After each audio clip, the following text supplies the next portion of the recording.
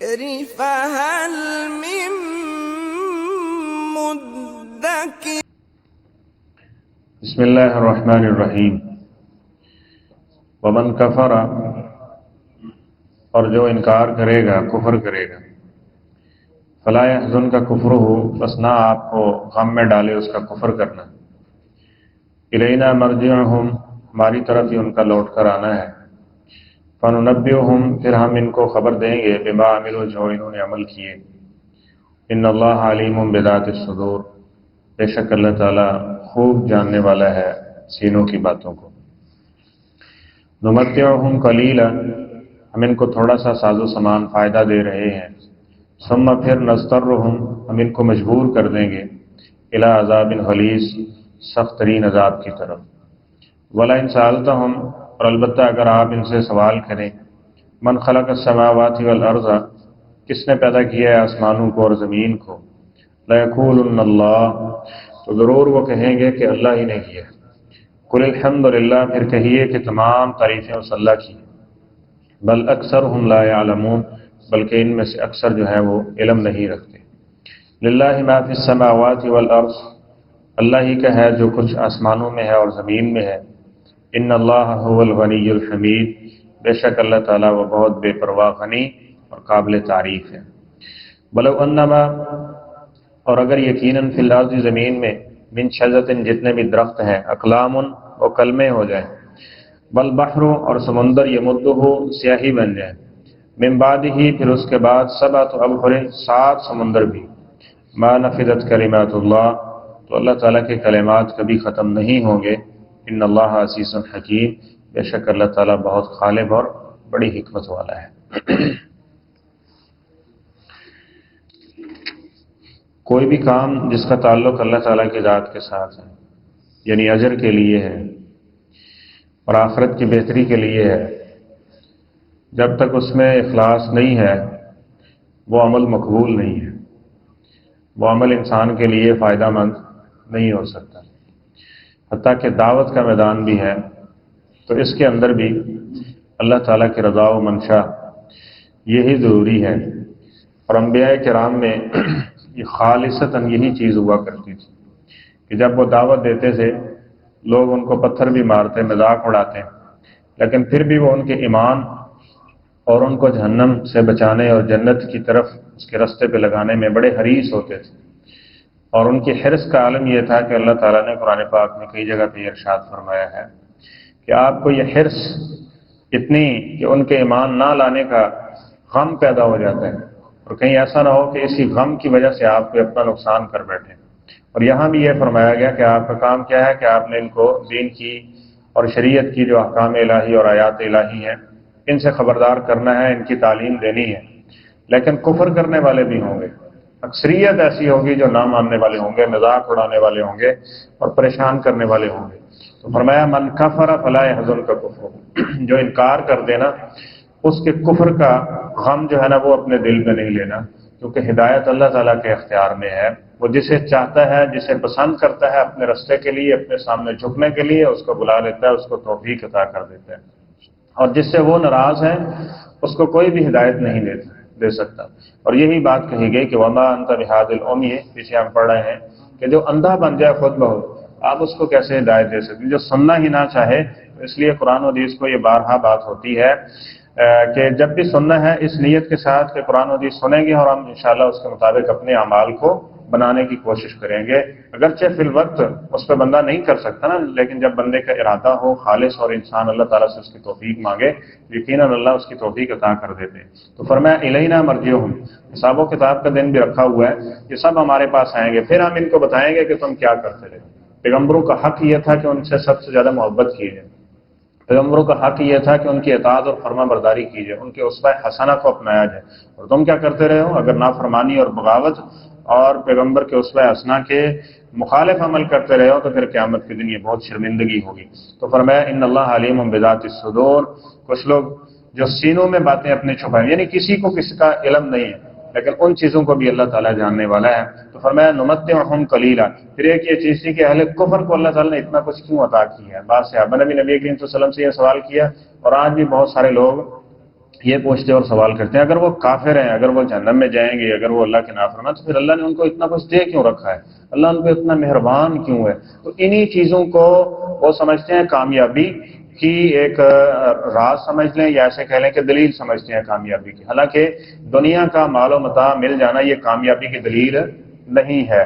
جب تک اور ڈاکٹر اسرار صاحب، ان کا ایک کلپ میں نے سنا تو وہ فرما رہے تھے کہ ساری نعمتیں بھی اگر انسان کو دے دی جائے نا، اگر اس کے پاس نعمت ہدایت نہیں ہے تو وہ ساری نعمتیں نعمتیں نہیں ہیں، بلکہ وہ ابتلاء و آزمائش اور عذاب کی صورت ہے اختیار کر جائیں گی۔ جب تک نعمت ہدایت ساتھ نہیں ہے نا، تب تک کوئی بھی نعمت اس کے لیے نعمت نہیں ہو سکتی۔ اور جب نعمت ہدایت ہے نا پاس، تو چھوٹی سی نعمت بھی اس کے لیے بڑی نعمت ہوتی ہے، اور اس پہ بھی کہتا ہے الحمدللہ الحمدللہ، اللہ کا بڑا کرم اور بڑا شکر ہے۔ اور جب نعمت ہدایت ساتھ نہ ہو تو ہزاروں نعمتیں ہونے کے باوجود وہ انسان اللہ کی ناشکری کر رہا ہے، اس کی ناقدری کر رہا ہے، اس کے حکم ماننے کے بجائے اس کی نافرمانی کر رہا ہے۔ تو فرمایا کہ نمتعہم قلیلا ثم نصرہم، اللہ تعالیٰ اپنا اصول سمجھے ذکر کرتے ہیں کہ ہم ان کو تھوڑا سا فائدہ دے رہے ہیں، تھوڑا سا فائدہ، یعنی اگر ساری دنیا بھی دے دی جائے نا تو ساری دنیا کو اللہ نے اللہ قلیل کہا ہے۔ آخرت کے مقابلے میں یہ نہایت تھوڑی ہے، اس کی کوئی قدر و قیمت نہیں ہے۔ جس طرح نبی علیہ السلام نے فرمایا لموضع صوت، ایک کوڑا رکھنے کی جگہ وہ کتنی ہوتی ہے؟ چاند انچ لگا لیں یا ایک پیج کے برابر لگا لیں زیادہ سے زیادہ، تو اتنی جگہ جنت کی ساری دنیا میں جو کچھ رکھا ہوا ہے وہ ایک پلڑے میں رکھ دیں قیمتاً، تو جنت کی جو اتنی جگہ ہے وہ قیمت میں اور نفاست کے اندر وہ اس سے زیادہ قیمتی ہے۔ تو فرمایا کہ ہم ان کو جو کچھ بھی دے رہے ہیں نا، یہ عارضی وقت کے لیے، تھوڑے وقت کے لیے،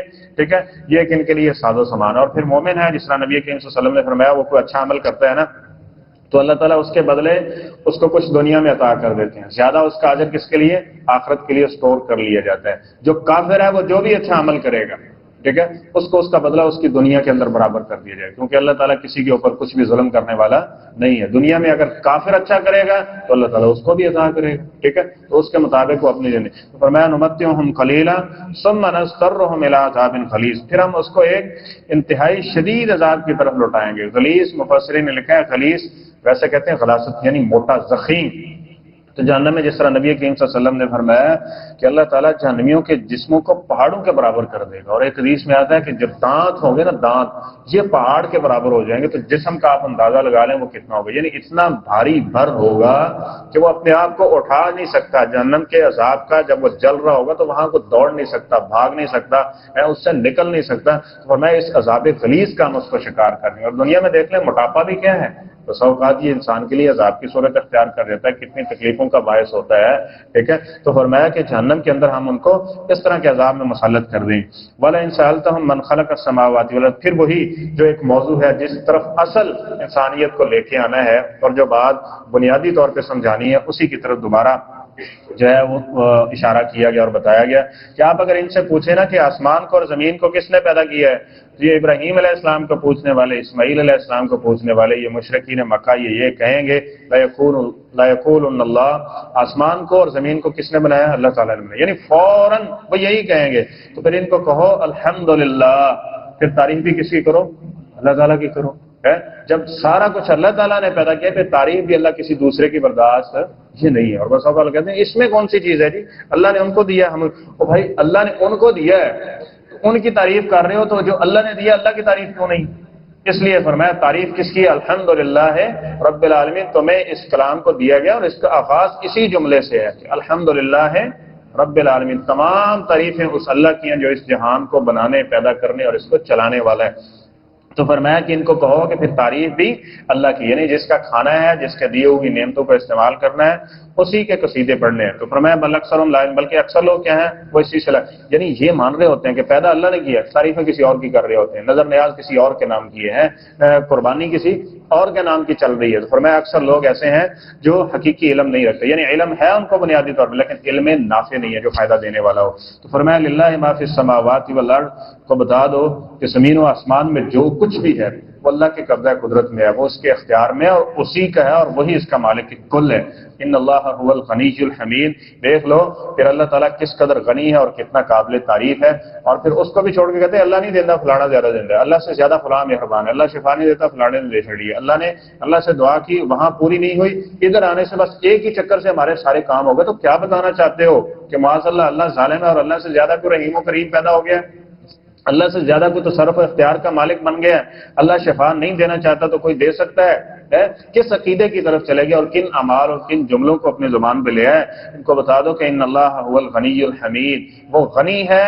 اب کئی غنی ایسے ہوتے ہیں جو غنا ان کو مل جاتا ہے لیکن مذموم ہوتے ہیں، معاشرے میں ان کی کوئی عزت کوئی احترام نہیں ہوتا، بسا اوقات دو نمبری سے، اور بسا اوقات کسی پہ ظلم اور زیادتی کر کے وہ غنی ہوتے ہیں، لیکن فرمایا ان اللہ هو الغنی الحمید، وہ کسی پہ کوئی ظلم اور زیادتی نہیں کرتا، اور غنی اتنا ہے کہ ساری دنیا ایک میدان میں کٹھی ہو جائے اور اس سے مانگنا شروع کر دے، وہ سب کو جو مانگا گیا حدیث قدسی ہے وہ عطا کر دے، تو اس کے خزانے میں اتنی بھی کمی آنے والی نہیں ہے۔ جس طرح سمندر میں ایک سوئی کو ڈبویا جائے تو سوئی کے ساتھ کتنا سمندر کے اندر پانی میں کمی آ جاتی ہے، تو اس کے خزانوں میں تو اتنی بھی کمی، ایک مثال کے طور پہ ذکر کیا گیا، تو اس کے بارے میں کہنا کہ وہ ہماری سنتا نہیں ہے، وہ شفا نہیں دیتا ہے، وہ جناب ہمارے معاملات کو یہ بہت بڑی ناانصافی، اور اسی لیے اس کو ظلم کہا گیا ہے۔ تو فرمایا وَلَوْ أَنَّ مَا فِي الْأَرْضِ، حالانکہ حق تو یہ ہے، حق یہ ہے کہ اس کی تعریف تمہاری زبان سے نہیں نکلتی، جبکہ زمین میں جتنے بھی درخت ہیں ان سب کو کلمے بنا لی جائے، ان کی کلمے بنائی جائیں، اور پھر جتنا بھی پانی ہے سارے سمندروں کو سیاہی کے اندر تبدیل کر دیا جائے، اور پھر اس کے بعد فرمایا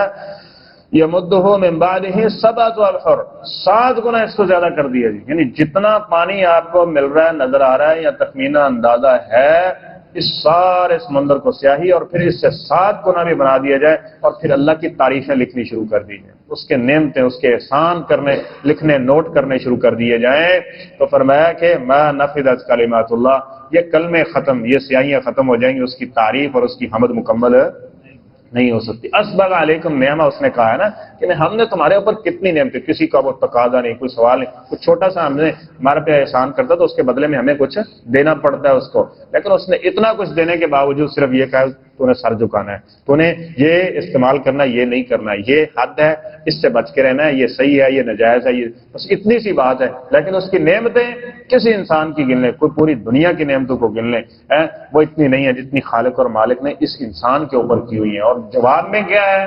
جواب میں صرف اس کی عبادت ہے، اس کی نافرمانی سے بچنا ہے، اس کی اطاعت کرنی ہے، اتنی سی بات ہے، لیکن اکثر لوگ پھر بھی اس کی عبادت سے غافل ہیں۔ لیکن تھوڑی سی تنبیہ بھی کر دی گئی کہ ان اللہ عزیز الحکیم، یہ بھی یاد رکھنا، اس نے عطا کیا نا تو وہ چھیننے کے اوپر بھی پوری طرح قادر ہے، اس نے صحت عطا کی ہے تو وہ اس صحت کو بیماریوں کے اندر بھی تبدیل کر سکتا ہے، یعنی عزیز الحکیم، وہ پوری طرح سے غالب ہے۔ یہ نہیں ہے کہ اللہ نے نعمتیں عطا کر دی ہیں اب تم جیسے مرضی کرو اور تمہارے اوپر معاذ اللہ ایسی بات ہو گئی ہے کہ اللہ کا تصرف ہی نہیں ہے، اختیار ہی نہیں ہے، تم اپنی مرضی سے یہ چلتے رہے ہو، جس طرح کے ملحدین بس اوقات نظریہ دیتے ہیں۔